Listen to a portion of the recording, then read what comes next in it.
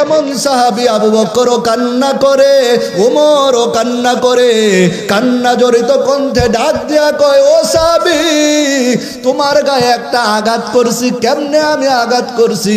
সাহাবী ডাক দিয়া কয়, নবী, আপনি যখন যুদ্ধের ময়দানে যাওয়ার জন্য আপনার ঘোড়া রেডি করছেন, চাবুককে রেডি করছেন, তখন আপনার অজান্তে আমার গায়ের মধ্যে লাইগা গেছে।